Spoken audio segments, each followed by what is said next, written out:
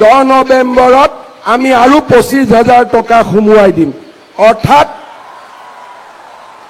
আজি আমি 30 অক্টোবৰত কথা কৈ আছো আৰু 10 নৱেম্বৰত ৰাতিপুৱা 12 বজাৰ আগতে আপোনালোকৰ বেংকৰ একাউণ্টত 25,000 টকাকৈ আৰু জমা হ'ব।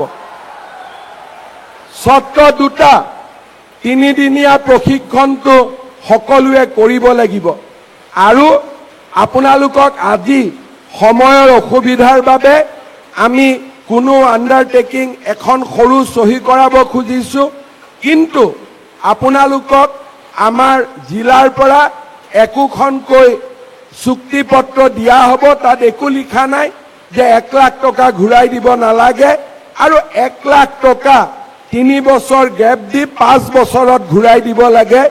এই কথাখিনিয়ে লিখা এখন কাগজ পাব। এই দুইটা কাম আপোনালোকে 10 নৱেম্বৰৰ ভিতৰত সম্পূৰ্ণ কৰিব আৰু একজেক্টলি 10 তাৰিখে আপোনালোকৰ বেংক একাউণ্টত অতিৰিক্ত 25,000 টকা আমি সোমাই দিম। ইয়াৰ পিছত এই আঁচনিখন কেনেকৈ আগবাঢ়ি যাব, আমি আপোনালোকৰ লগত একোজন যুৱকক আমি নিযুক্তি কৰিছো। তেওঁক কোৱা হ'ব CMAAA ফেলো, অৰ্থাৎ তেওঁলোকে আপোনালোকৰ লগত মাজে মাজে কথা পাতিব, আপোনালোকৰ ব্যৱসায় বাণিজ্য তেওঁলোকে চাব, যোনে যি কাম কৰিছে। আৰু এটা বছৰ পিছত যিসকল ল'ৰা ছোৱালীৰ কাম কাজক লৈ আমি সন্তুষ্ট হ'ম, তেওঁলোকক আমি লগে লগে পৰৱৰ্তী ধন আমি মুকলি কৰি দিম। এই হৈছে আঁচনিখনৰ সবিশেষ। ইয়াত আৰু বহুত বেছি কমপ্লিকেশ্যন একো নাই। আৰু যিজন ল'ৰা বা ছোৱালীয়ে আপোনালোকক মাজে মাজে দেখা সাক্ষাৎ কৰিব, চোৱা চিতা কৰিব, তেওঁলোকে ডাইৰেক্টলি আহি মোক বা বিমল বৰাক প্ৰতিবেদন দিব আৰু তাৰ ওপৰত ভিত্তি কৰি আমি পৰৱৰ্তী ধন আমি মুকলি কৰাৰ ব্যৱস্থা কৰিম। আজি 25,000 ল'ৰা ছোৱালীক আমি মাতিছো। আন বহুত ল'ৰা ছোৱালীয়ে অপেক্ষা কৰিছে যে আৰু বাকী 75,000 ল'ৰা ছোৱালীয়ে কেতিয়া এই আঁচনি পাব। এই অহা মাহৰ 5 অক্টোবৰ তাৰিখে আমি আবেদনৰ পৰ্টেল মুকলি কৰি দিম, যাতে আৰু 75,000 হিতাধিকাৰীক আমি অতি সোনকালে এই ধন আমি মুকলি কৰি দিব পাৰো। শ্ৰদ্ধাৰ যুৱক যুৱতী বন্ধু বান্ধৱীসকল, আমাৰ লক্ষ্য 2 লাখ ল'ৰা ছোৱালীক আমি সৃষ্টি কৰা। মোৰ প্ৰচেষ্টা হ'ব যে এই প্ৰক্ৰিয়া যদি সফল হয়, পৰৱৰ্তী দিনত আৰু 1 লাখ যুৱক যুৱতীৰ বাবে এই আঁচনি আমি মুকলি কৰি দিব খুজিছো। অৰ্থাৎ সৰ্বমুঠ 2 লাখ ল'ৰা ছোৱালীক আমি এই আঁচনিৰ জৰিয়তে আমি আত্মনিৰ্ভৰ অসমৰ ফালে লৈ যোৱাৰ বাবে আমি চেষ্টা কৰিম। শ্ৰদ্ধাৰ যুৱক যুৱতী বন্ধু বান্ধৱীসকল, এই আঁচনিখন নিৰ্মাণ কৰোঁতে আৰু এই আঁচনিখন পৰিচালনা কৰোঁতে উদ্যোগ মন্ত্ৰী বিমল বৰা ডাঙৰীয়া, মুখ্য সচিব ৰবি কোটা ডাঙৰীয়া আৰু আমাৰ জিলাৰ গোটেই অফিচাৰসকলে যোৱা 2 মাহত অভূতপূৰ্ব কষ্ট আৰু ত্যাগ স্বীকাৰ কৰি এই আঁচনিখন আজিৰ পৰ্যায়লৈ লৈ আহিছে। মই বিশ্বাস কৰোঁ যে অসম চৰকাৰৰ বিষয়া কৰ্মচাৰীসকলে আজি এক নতুন কৰ্ম সংস্কৃতিৰ ফালে গতি কৰিছে আৰু এনেকুৱা ধৰণৰ সফলতাই আমাক বিশ্বাস প্ৰদান কৰে যে আমি নিশ্চিতভাৱে এখন নতুন অসমৰ বাবে গতি কৰিছো। মই যুৱক যুৱতীসকলক আৰু এটা কথা ক'ব বিচাৰিছো। প্ৰধানমন্ত্ৰী নৰেন্দ্ৰ মোদী ডাঙৰীয়াই মুদ্ৰা আঁচনিখন আমাৰ দেশৰ যুৱক যুৱতীসকলক উপহাৰ দিছে। এই আঁচনিৰ জৰিয়তে আমি বেংকৰ পৰা 20 লাখ টকা পৰ্যন্ত আমি ঋণ পাব পাৰোঁ। মোৰ লক্ষ্য হ'ল চৰকাৰে আগবঢ়োৱা 2 লাখ টকাৰ সৎব্যৱহাৰ, এটা সিভিল স্কোৰত আমাৰ সুন্দৰ প্ৰতিফলন আৰু বেংকৰ লগত ধনৰ লেনদেন, এইবিলাকৰ বিষয়ে আমি আপোনালোকক জনাই থাকিম। আমাৰ উদ্দেশ্য হ'ল যে আজি যিসকলে 2 লাখ টকা পাবলৈ সক্ষম হ'ব তেওঁলোকৰ যাত্ৰা 2 লাখ টকাত শেষ হৈ যাব নালাগে। তেওঁলোকে যাতে পৰৱৰ্তী দিনত প্ৰধানমন্ত্ৰী মুদ্ৰা আঁচনিৰ জৰিয়তে বেংকৰ পৰা 20 লাখ টকালৈকে লোন ল'ব পাৰে।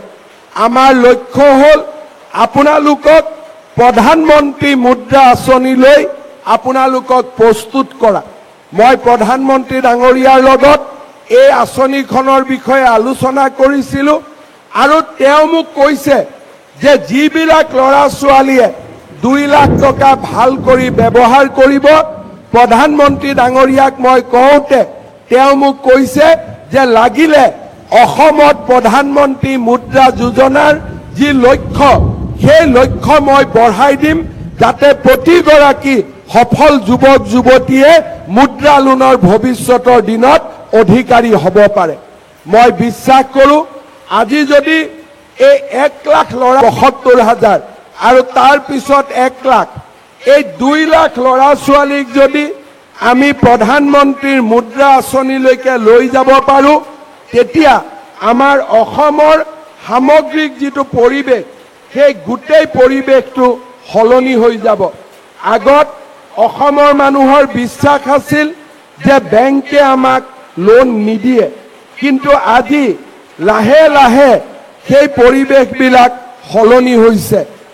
চলিত বৰ্ষৰ 31 মাৰ্চলৈকে অসমৰ ক্ষুদ্ৰ আৰু মজলীয়া উদ্যোগলৈকে বেংকে 29,000 কোটি টকাৰ লোন আগবঢ়াইছে, যি আগত কেতিয়াও অসমত সম্ভৱ হোৱা নাছিলে। চলিত বছৰৰ 31 মাৰ্চলৈকে যদি ক্ষুদ্ৰ আৰু মজলীয়া উদ্যোগ আৰু ব্যৱসায়ী গোটেইবিলাকক যদি আমি ধৰি লওঁ, যোৱা বছৰটোত বেংকে 37,000 কোটি টকা লোন অসমৰ যুৱক যুৱতী আৰু ব্যৱসায়ীসকললৈকে আগবঢ়াইছে। অসমৰ আত্মসহায়ক গোটৰ মহিলাসকললৈকেও বেংকে বৰ্তমান ব্যাপক লোন আগবঢ়াইছে। সেইবাবে মই আমাৰ যুৱক যুৱতীসকলক অনুৰোধ কৰিম এই টকাখিনিৰ আপোনালোকে সৎব্যৱহাৰ কৰক। আপোনালোকক আমি সহায় কৰিম ভৱিষ্যতৰ দিনত আপোনালোকে যাতে প্ৰধানমন্ত্ৰী মুদ্ৰা আঁচনিৰ লোন পাব পাৰে তাৰ বাবে আমি আপোনালোকক উপযুক্তভাৱে গঢ়ি তুলিবলৈ চেষ্টা কৰিম। আপোনালোকে মাত্ৰ আমাক সহায় আৰু সহযোগিতা কৰক। আজিৰ এই সুন্দৰ দিনটোত মই তাৰে আপোনালোকক আহ্বান জনাম। শ্ৰদ্ধাৰ যুৱক যুৱতী বন্ধু বান্ধৱীসকল, আমাৰ লক্ষ্য হ'ব লাগে যে এখন আমি যাতে আটায়ে মিলি সুন্দৰ অসম নিৰ্মাণ কৰিব পাৰোঁ।